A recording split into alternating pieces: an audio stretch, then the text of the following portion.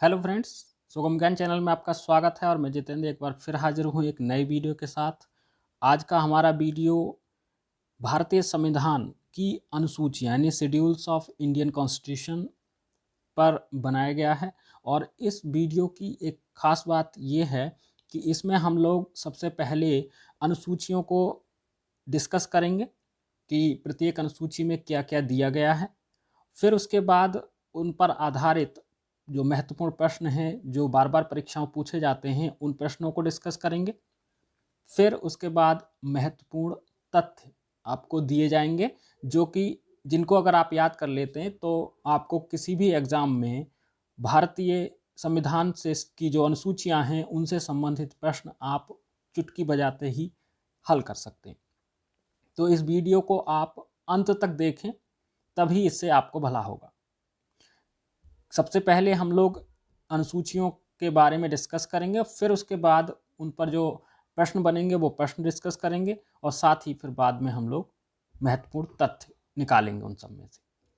तो आइए शुरू करते हैं।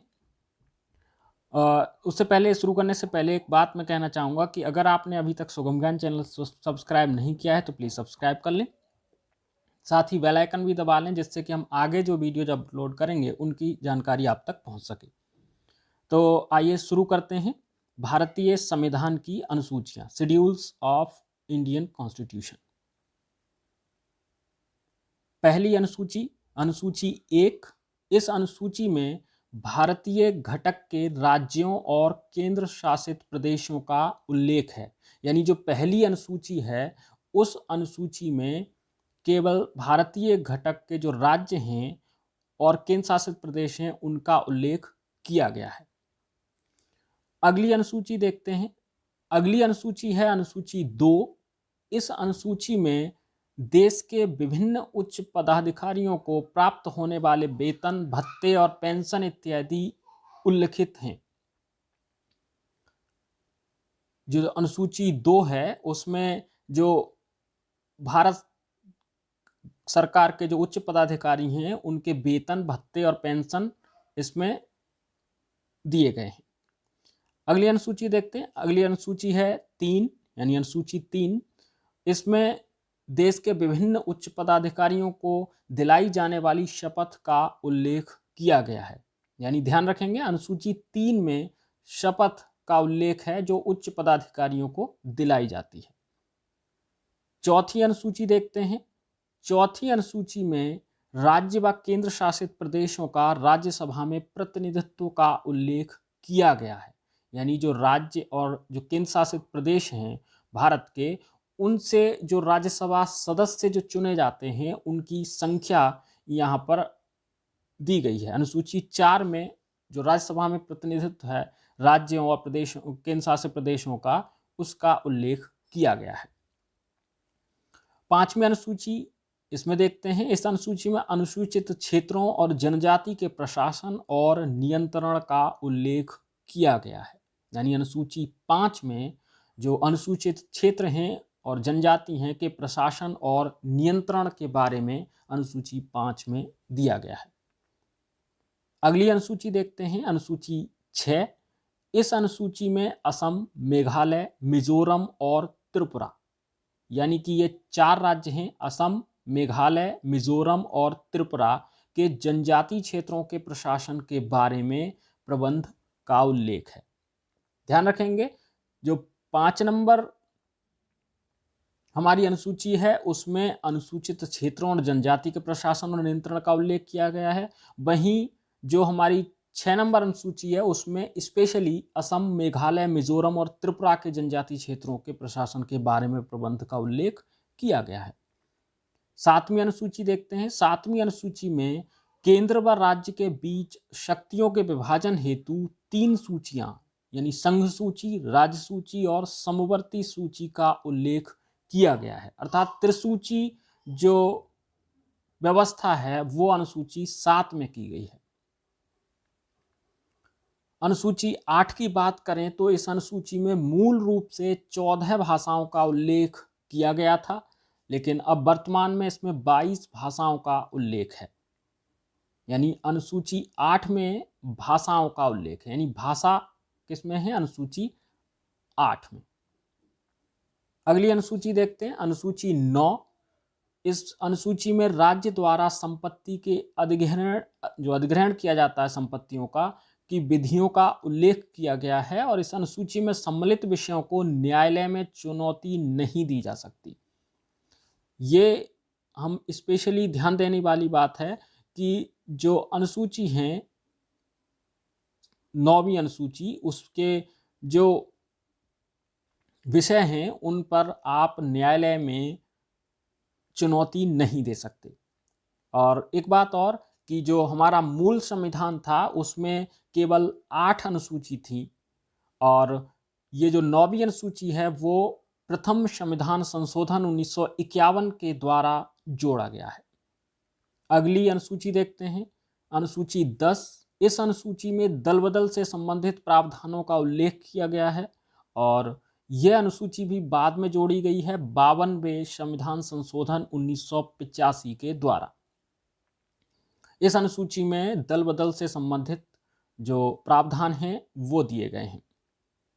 11वीं अनुसूची देखते हैं। इस अनुसूची में पंचायती राज व्यवस्था से संबंधित उल्लेख मिलता है, और इसे 73वें संविधान संशोधन 1993 के द्वारा जोड़ा गया है, और इसमें कुल 29 विषय हैं। यानी ध्यान रखेंगे, अनुसूची 11 में पंचायती राज व्यवस्था उल्लिखित है। अगली अनुसूची देखते हैं, अनुसूची 12। इस अनुसूची में शहरी क्षेत्र की स्थानीय स्वशासन संस्थाओं यानी नगर पालिका का उल्लेख किया गया है, और यह अनुसूची भी 74वें संविधान संशोधन 1993 के तहत जोड़ी गई है। इसमें अगर कुल विषय की बात की जाए तो इसमें कुल 18 विषय हैं। तो ध्यान रखेंगे, अनुसूची 12 में स्थानीय स्वशासन संस्थाओं के बारे में उल्लेख मिलता है, अर्थात नगर पालिकाओं के बारे में उल्लेख मिलता है। तो ये कुल 12 अनुसूची हैं वर्तमान में भारतीय संविधान में। अगर मूल संविधान की बात करें तो केवल 8 अनुसूचियां थीं। अब हम इन अनुसूचियों के बारे में डिस्कस कर चुके हैं, तो इनसे बनने वाले जो प्रश्न उत्तर हैं उनको हम डिस्कस करेंगे, और आपसे एक गुजारिश है कि हमने जो डिस्कस किया है उसी पर आधारित ये प्रश्न हैं। तो इन प्रश्नों में आप खुद कमेंट बॉक्स में पहले उत्तर लिखेंगे, मैं थोड़ा समय दूंगा, उस समय के अनुसार आप उसका उत्तर खुद लिखें और फिर चेक करें कि आपने सही लिखा या गलत। अगला प्रश्न, इसका हम प्रश्न देखते हैं, जो भी प्रश्न हमने लिया है। पहला प्रश्न देखते हैं। पहला प्रश्न है हमारा, मूल संविधान में कुल कितनी अनुसूचियां थीं? हमारा प्रश्न है, मूल संविधान में कुल कितनी अनुसूचियां थीं? इस प्रश्न का सही उत्तर मैं आपको बता रहा हूं, आप तब तक कमेंट कीजिए। सही उत्तर है इसका 8। मूल संविधान में 8 अनुसूचियां थीं। अगला प्रश्न देखते हैं।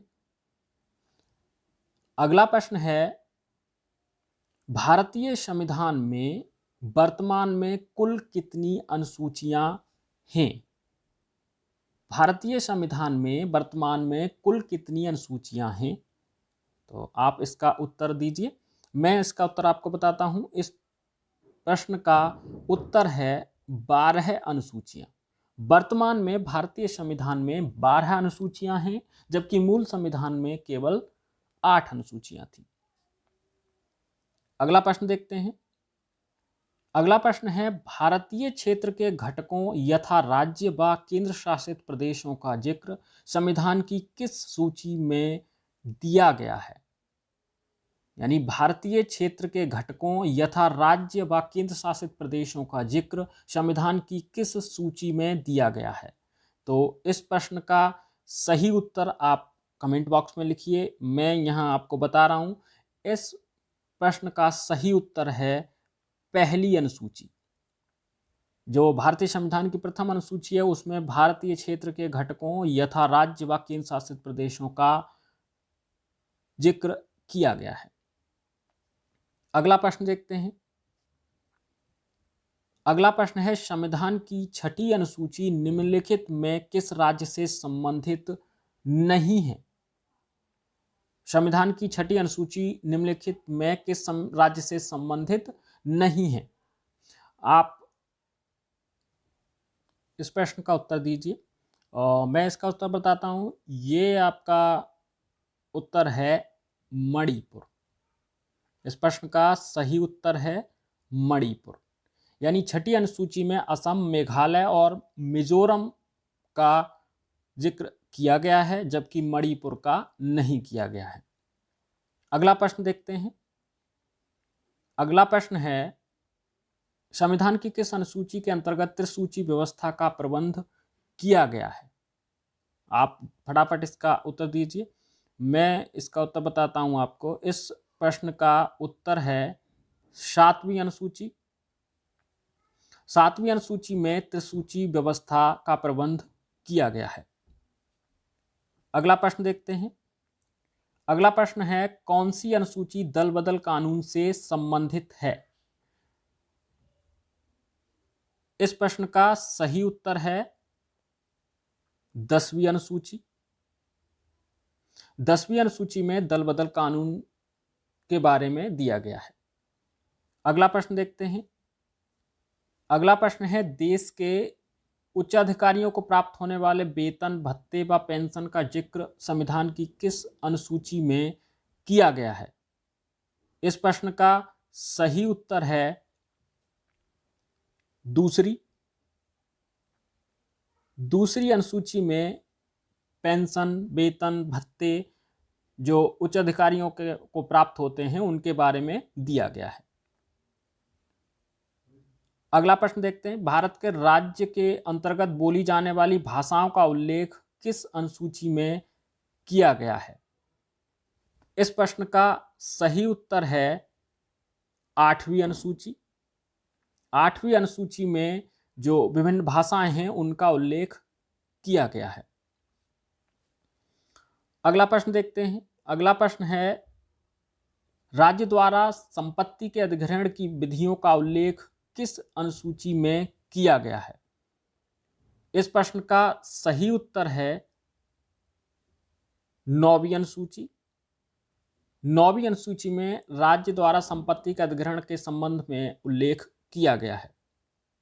अगला प्रश्न देखते हैं।